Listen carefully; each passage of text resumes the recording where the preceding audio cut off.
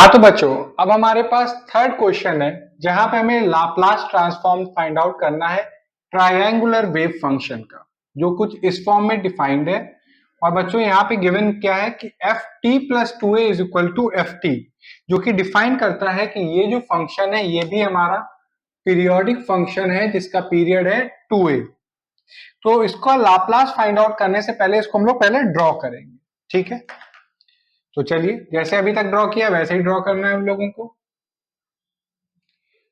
Draw करेंगे बच्चों, ये हमारा हुआ 0, फिर आपका आएगा a, फिर आएगा 2a, फिर आएगा 3a, फिर आएगा आपका 4a, फिर आएगा आपका 5a, फिर 6a, ऐसे 7a तक डिफाइन करिए। 8a, 9a, 10a, 11a define करते जाइए। अब आप देखिए, जब आपका t 0 से a के बीच में है तो फंक्शनल वैल्यू क्या है हमारी t। तो 0 पे वैल्यू क्या होगी 0, a पे वैल्यू क्या होगी a, मतलब कि एक स्ट्रेट लाइन है कुछ इस फॉर्म में, ये हमारा a है। और फिर जब हमारा a से 2a के बीच में हमारा t रहेगा तो फंक्शनल वैल्यू है 2a माइनस टी। तो जब t की वैल्यू a होगी तो ये क्या हो जाएगा हमारा a, और फिर जब t की वैल्यू 2a होगी तो 2a माइनस 2a ये क्या हो जाएगा 0। तो it is a straight line जो कि डिक्रीजिंग में है, मतलब कि नेगेटिव स्लोप के साथ। तो ये हमारे पास क्या हो गई ट्रायंगुलर वेव। क्योंकि बच्चों ये फंक्शन पीरियोडिक है तो जैसा ये 0 से 2a इंटरवल में बिहेव कर रहा है वैसा ही अब बिहेव करेगा। तो 2a से 3a में ये फिर से हमारा a, फिर 3a से 4a में ये डिक्लाइन, फिर 4a से 5a में ऐसे, फिर 5a से 6a में ऐसे, और ऐसे करते चला जाएगा। तो ये बच्चों ये क्या हो गई, ट्रायंगुलर वेव हो गई, जिसका हमें क्या फाइंड आउट करना है लाप्लास। तो फिर से हम लोग वही प्रोसेस अपन करेंगे। It is clear that ft is a periodic function with period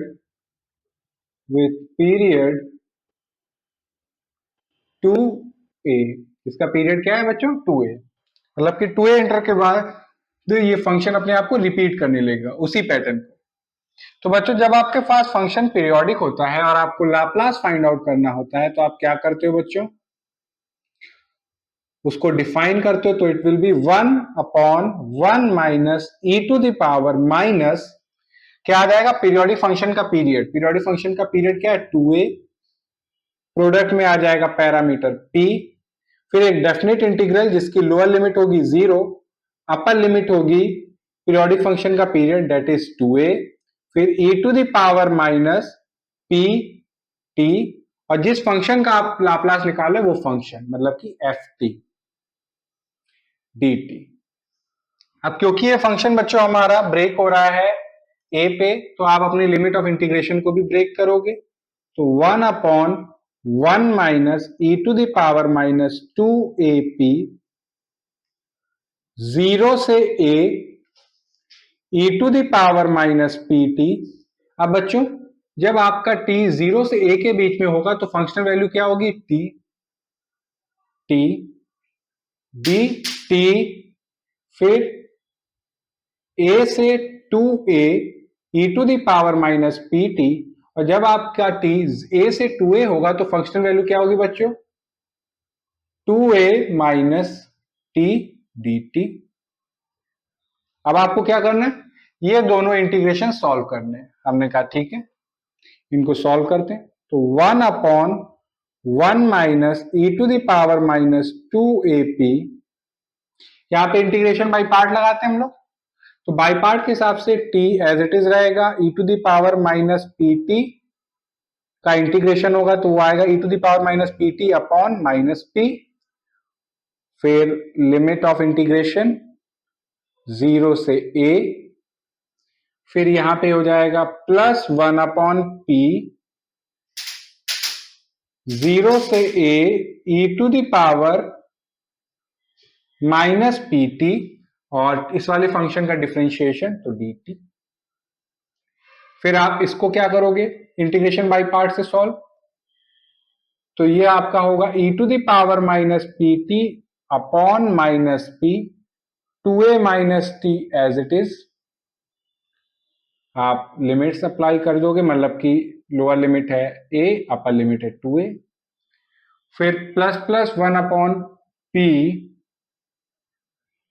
a से 2a e to the power minus p t, इस वाले फंक्शन का डिफरेंशिएशन -1, तो ये हो जाएगा माइनस डी टी। ठीक है बच्चों, अब आप क्या करो, लिमिट अप्लाई करो। 1 minus e to the power minus 2ap, जब आप अपर लिमिट अप्लाई करोगे तो ये हो जाएगा a e to the power minus ap upon minus p। जब आप लोअर लिमिट अप्लाई करोगे तो 0, क्योंकि t जब 0 होगा तो ओवरऑल 0 हो गया। यहां पे बच्चों आप पहले इंटीग्रेट करोगे, फिर तो ये होगा -1 upon p square e to the power minus p t, lower limit है 0, अपर लिमिट है a। यहां पे जब आप अपर लिमिट अप्लाई करोगे तो 2a माइनस 2a की वजह से ये 0 ओवरऑल। जब लोअर लिमिट अप्लाई करोगे तो it will be plus e to the power minus p t upon p a. और यहां पे बच्चों आप फिर से इंटीग्रेट करोगे तो ये हो जाएगा +1 upon p square e to the power minus p t a से 2a। ये आपका यहां पे कर दूं मैं इसे। हाँ तो बच्चों अब आप देखिए, ये आपका a e to the power minus a p upon minus p, और e टू द पावर यहाँ पे बच्चों क्या होगा, किसको किया हमने अभी यहाँ पे, ओके, तो यहाँ पे e to the power minus p t मैंने लिखा हुआ था, शायद लोअर लिमिट जब मैंने अप्लाई की थी, सबसे पहले अपर लिमिट अप्लाई की थी तो ये 0 हो गया था। जब लोअर लिमिट अप्लाई की थी तो 2a माइनस ए, फिर प्लस प्लस 1 अपॉन पी, ये e to the power minus p a है। तो बच्चों ये वाला टर्म और ये वाला टर्म क्लियर कैंसिल आउट हो जाएगा, और ये हमारे पास क्या है, 1 minus e to the power minus 2ap, और जब आप -1 अपॉन पी स्क्वायर, जब आप अपर लिमिट अप्लाई करोगे तो it will be e to the power minus a p, ये हो गया -1, ये आपका कैंसिल आउट हो गया। यहां पे जब आप क्या करोगे, 1 upon p square, upper limit apply करोगे तो e to the power minus 2ap, जब लोअर लिमिट अप्लाई करोगे तो e to the power minus ap।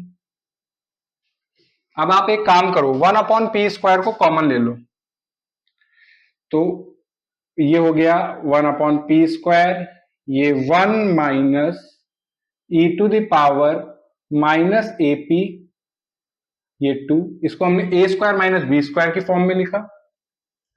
और यहां पे बच्चों ये माइनस माइनस प्लस 1, ये e to the power minus a p, यहां पे बच्चों क्या होगा, minus e to the power minus a p plus e to the power minus 2ap। ठीक है, अब आप देखिए 1 upon p square 1 minus e to the power minus a p 1 plus e to the power minus a p, ऐसा आप लिख सकते हो। ठीक है, यहाँ पे a square minus b square क्या होता है, a minus b into a plus b. इसको अगर आप बच्चों ध्यान से देखोगे तो it will be 1 minus 2 e to the power minus a p plus e to the power minus 2ap, तो ये हमारा a square plus b square minus 2ab की फॉर्म में है, तो आप इसको लिख सकते हो 1 minus e to the power minus a p का होल स्क्वायर, ये p square 1 minus e to the power minus a p, ये 1 plus e to the power minus a p, इससे कैंसिल आउट हो जाएगा, तो आपके पास है 1 minus e to the power minus a p upon p square 1 plus e to the power minus a p. ठीक है, आई होप आपको विजिबल है। हाँ, फिर आप एक काम करो, ई टू द पावर AP/2 से आप न्यूमरेटर और डिनोमिनेटर में मल्टीप्लाई करोगे तो उससे क्या होगा, e⁻AP/2 माइनस e⁻AP/2 हो जाएगा। ये p² e⁻AP/2 प्लस e⁻AP/2। और बच्चों ये हमारा फॉर्म क्या हो कहलाता है, 1/p² tan हाइपरबोलिक AP/2। तो ये लाप्लास हमारा फाइंड आउट हो गया ट्रायंगुलर वेव फंक्शन का, क्योंकि क्या आया बच्चों, 1/p² tan hyperbolic AP/2। I hope आपको विजिबल है। थोड़ा सा मैं डाउन कर लेता हूं इसे। तो अगर मैं लिखूं कि लाप्लास स्क्वायर वेव फंक्शन का जिसका पीरियड है 2a, तो it will B 1/p² tan hyperbolic AP/2। तो ये लाप्लास हमने फाइंड आउट कर लिया। तो आज का लेक्चर बेसिकली बच्चों लाप्लास फाइंड आउट करने पे था, जहां पे हम लोगों ने Laplace sine wave rectified function का फाइंड आउट किया, स्क्वायर वेव फंक्शन का फाइंड आउट किया, ट्रायंगुलर वेव फंक्शन का फाइंड आउट किया। इनको सॉल्व करने में हम लोगों ने जो फॉर्मूला यूज किया वो बेसिकली कौन सा था कि पीरियोडिक फंक्शन का लाप्लास डिफाइन कैसे करते हैं, और उसी बेसिस पे हमने सॉल्व करके लाप्लास फाइंड आउट किया। इन 3 एग्जांपल्स में या इन 3 प्रॉब्लम्स में कहीं पे भी कोई पार्ट ना समझ में आया हो तो आप कमेंट सेक्शन में लिख के बताइएगा, और कोई भी डाउट हो तो आप फ्रीली होके मेरे को बताइए, मैं आपकी क्वेरी को रिजॉल्व करूंगा। Thank you.